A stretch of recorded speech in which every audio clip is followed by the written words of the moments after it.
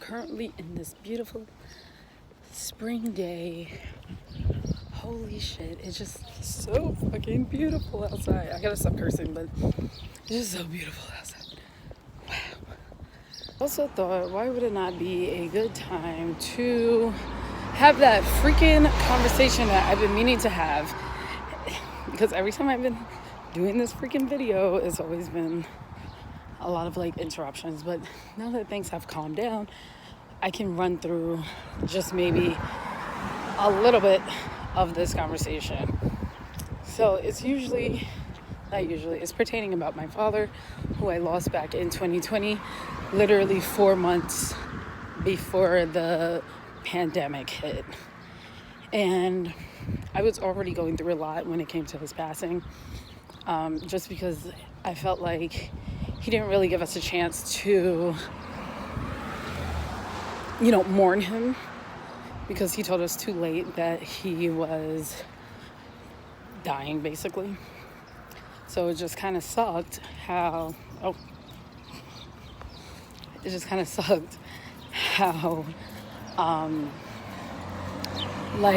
he didn't inform us hey, my health is decreasing or declining, and I'm trying my best to get help about it. And instead of I can understand from his perspective, he didn't want us to worry, but it's we're your children. And, I think, in my opinion, I felt like we have every right to know about our parents' health, Oh my God, I'm seeing those little bees. Holy shit. Here I go cursing again.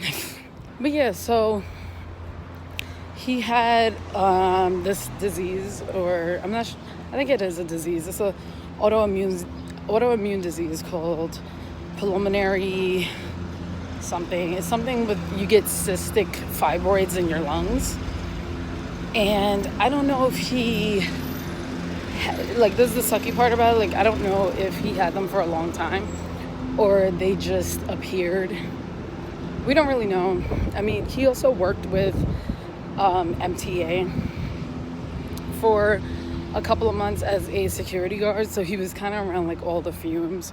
So we didn't know if maybe he got it from there. We have no idea. It's still a mystery 5-6 years later. But it kind of sucks because it's me and my father, or just with my sister and our father, we never really had this deep father-daughter bond with him. So it was very challenging to know oh, my parent is dying, or my father is dying. But then it's also weird timing because it's at the time we weren't, I don't know, we were talking to each other but not really talking to each other, the same usual, but it felt even longer. And I think it's because he didn't want us knowing that his health was declining. So I think that's the reason why he was just not available, literally. But yeah, so I'm going down this giant ass hill. What I was saying, because there was just a lot going on. Every time I explain this conversation outside, it's always this is probably not the best idea to do it at. But yeah, so running it back to when we first found out, I was honestly thinking, he told us back in late 2019, this must have been maybe around November or October, that he was sick and he couldn't really do much because he was basically helpless and couldn't really do stuff, and it was just really sad. And so literally my sister called me and she was just not, it was just a horrible day. And I don't know if I'm ready to go into details, just because this is something that there's wasps out here. I thought the wasps were done. But it's just very challenging to go into detail, just because I'm not fully comprehending his passing. And even though it was 5 years ago, it was still a little strange to me how he just kind of passed very quickly. But yeah, like, it was just a rough time, and oh my God, there's so many wasps. Oh my God, going back. So, but yeah, so, what was it? Yeah, he ended up getting sick back in 2019, like late 2019 going into 2020, and then it wasn't until January of, I think it was January 2nd or January 4th, it was one of those days, that's when he passed. I remember I was at my boyfriend's house, and we were celebrating New Year's Eve. And then the next day, I stayed again, and then it wasn't until January 2nd. That's when my mom said, oh, like, you got to get over here because, like, you know, Dad isn't doing well. And it was just kind of sad. Like, and I felt mad at myself because there were times that when we visited him at the hospital, I didn't really want to go because it just felt like too depressing for me, and it was just like too much for me to even like handle being in a room with him, just because like there were like times where I was just kind of like, I don't know if I can like be here right now. Like, I have so many emotions going through my head. Like, what if he dies? What if he lives? What if he gets through it? What if he dies though? And it just kind of sucked because, you know, it almost felt like a waiting game. All right, there we go. Much better, because I realized with the drinks close to my chest, it was very... Anyways, so, it was just kind of challenging for me to, like, go see him in the hospital, just to see him, like, skinny. And, you know, my dad was a very big fucking guy. Sorry for my language. I'm sorry. I'm trying my best. This is probably, like, the third time I curse. But my dad is, like, a big guy. Like, he was very giant. He was, like, literally a gym rat. Like, always in the gym, trying to, like, size up people and shit. Like, very funny guy. And to see him go from, like, that to, like, something so small and, like, helpless, it was kind of sad. Like, and it depressed me for a very long time. And, but yeah, up to those following, like, months, like, I tried my best to spend time with him, and it just felt weird for me because it's like, you know, that's my father. Like, I didn't think I would lose him so early. Like, I think I was 20 years old or something like that. And I didn't think I was going to lose him that quickly. I think my dad was like 58 when he passed, or 59, somewhere around that. He was born in 1960. But it was just really, like, insane for me to see. But yeah, literally after his passing, I had to go back to school because he passed during my winter break. And I was already, like, looking for a job to kind of, like, get my mind off the fact that I just lost my freaking father. So I ended up getting Starbucks. Well, I did work at Starbucks. I ended up getting a job at Starbucks on my campus. And I was working there, and honestly, it was the worst, thing. It was just the worst timing of my life. And just, you know, it was weird because, like, growing up in a family where, like, they don't really express emotions, like, having to see, like, your mother and your sister cry, or just seeing, like, like my mom and my father used to argue so much. So it's just weird seeing, like, ooh, here we go. But it was just weird, like, seeing my mom be sad about my dad when, like, they used to literally argue with each other. Like, they disliked each other. So, I don't know. But I ended up getting a job literally when he, after he passed. And then it wasn't until, like, when March hit during 2020 and the panorama was coming through. And literally, I was just on edge. Like, I didn't want to continue anything with being at school and being at this job. So I was so blessed in a weird way. Obviously, I know that, you know, being stuck in a pandemic and people dying, everything wasn't the best, but it was almost healing for some people who were already going through stuff and, having to deal with people in their family dying or being dead. And also literally it felt so good. I was able to cry during that time. I ended up living with my boyfriend and his family because I felt like that was the most safest place for me to be at. I just felt like if I was stuck at home with my mother and my sister, that I wouldn't be able to heal correctly. I wouldn't be able to figure out myself because I would be surrounded by people that first wouldn't really allow me to cry, and if they saw me crying, they would feel weirded out by it, or kind of I don't know, like almost gatekeeping maybe. But yeah, it just sucks because my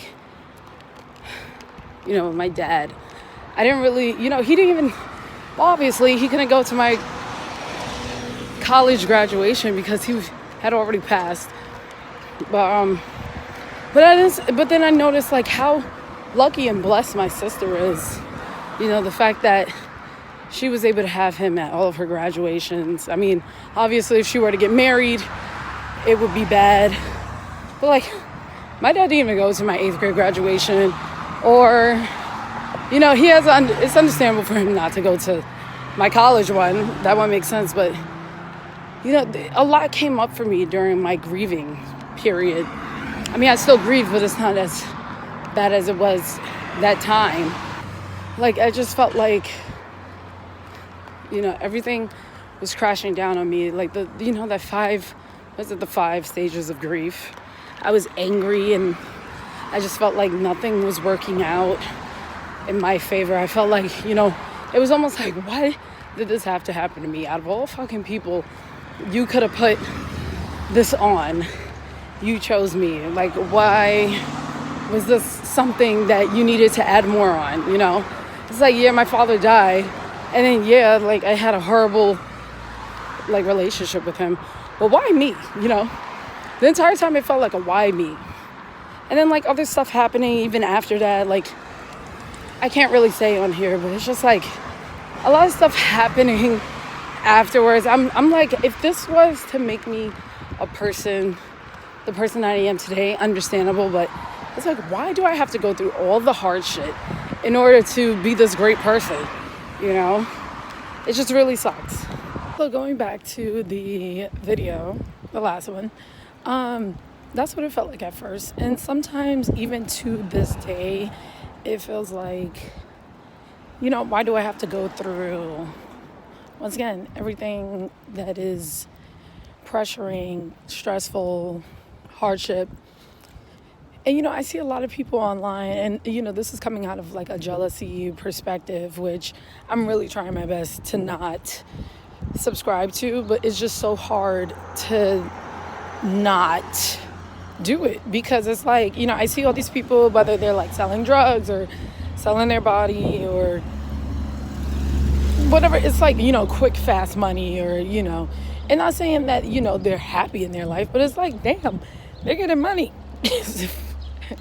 They're getting money. They're able to go traveling. They're able to afford living. Meanwhile, I'm doing all this stuff that doesn't require fast money. And it's just, this is ranting, by the way. And, I am grateful, for my living situation.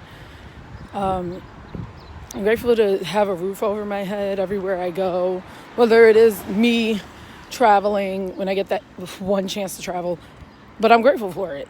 Or, whether it's going back to my mom's house or going back to the house that I'm living in, it's not my house, but, I'm grateful for the people who allow me to stay, who are allowing me to stay.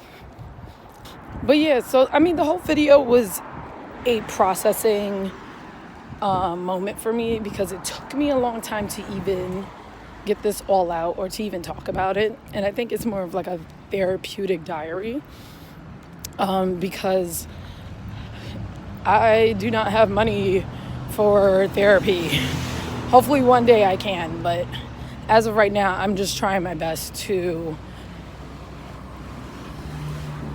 do therapy myself. I mean, I don't think I have, any concerning mental illnesses. I do think I have anxiety, but I mean, I was told I have GAD, generalized anxiety disorder, but I just don't really subscribe to that because I think it is normal to have anxiety. I mean, they've had it since literally, cavemen had it for a very, very long time, but it was due to survival. It's more of a survival instinct. But I guess with me, it's like, oh, you go to work and I feel like I have to survive during work. Yeah, so I'm just grateful for what I have. But I have to admit that I just don't understand sometimes. I guess my brain can't compute that, oh, like you lost your father and then you had other terrible stuff happen to you after that and even before that. And it just kind of sucks because it's like, when do I get to have like a big, giant time of peace, When do I get to have this moment of me getting what I want? And that's just me being a baby and being a human. And honestly, sometimes I like to delve into that because that'll help me get a solution, or that'll help me, realize that I have a lot of things in my life that a lot of people don't. Some people can't even get education or a job, or, some people can't get clean drinking water, or some people don't have a roof over their heads, or people that actually help them out when they're struggling. There's a lot of people in this world who are doing it themselves. So it's just like, I have those times where I'm being a baby, but then it always comes back to me like, you're surrounded by nature. I'm literally looking at nature right now. You're surrounded by nature. Not a lot of people have this where they live. I mean, when I was living in New York City with my mom full time, only time you would get nature like this is in Central Park or Prospect Park, or you basically have to travel a little bit further away to get some peace and quiet. So I'm just grateful, to be honest. I really have to start practicing that a little bit more. But other than that, I think with my dad's passing, it definitely helped me grow as a person in a weird way, because it seemed like losing my father I feel like I kind of gained this like more responsibility. Like, I shouldn't have to parent myself, but I feel like I kind of had to, like, okay, you don't have a father anymore. But I have to admit, I didn't really have a father growing up. I mean, he was there, he did what he could, but it wasn't like the father that I needed in order to realize, like, oh, like, this man that's coming into my life, he's bad, because I didn't have a father example, or not even just like men coming into my life. And with having a father in my life, helping me figure that out, it's more just like with people, like, and then it turned me into a people pleaser.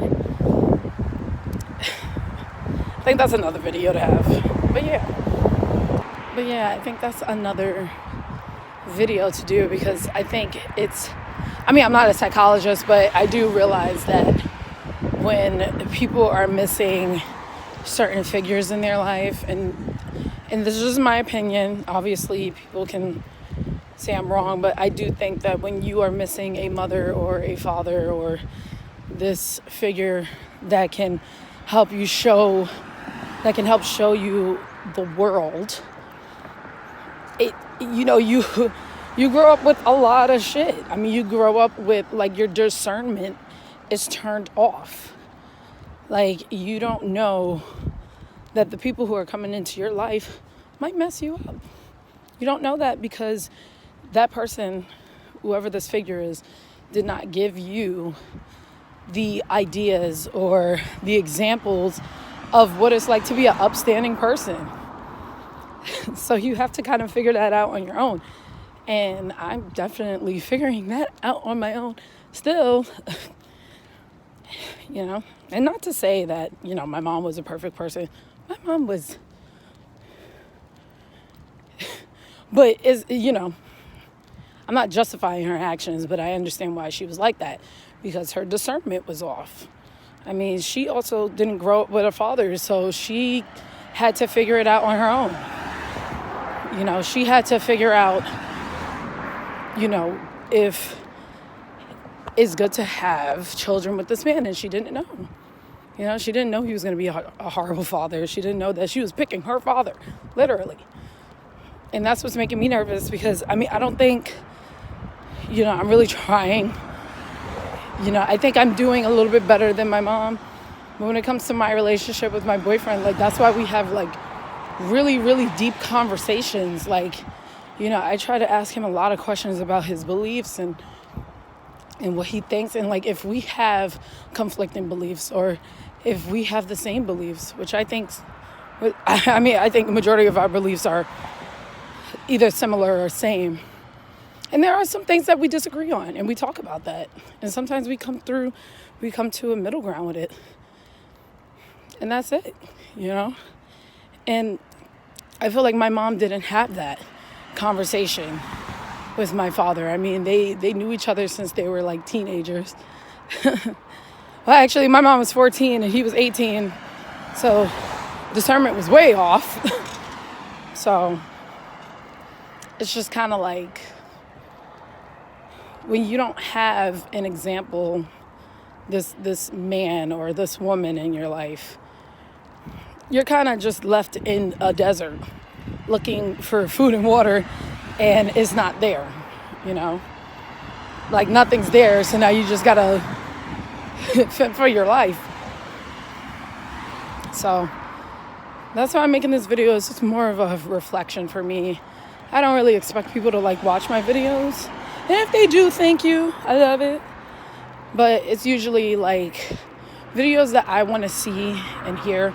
So I end up making them because it's something that I probably would have watched a few years ago. And maybe there is somebody out there who will hear my words and be like, damn, I think I need to hear that. So I will see you guys in the next video. I have Sunday school coming up.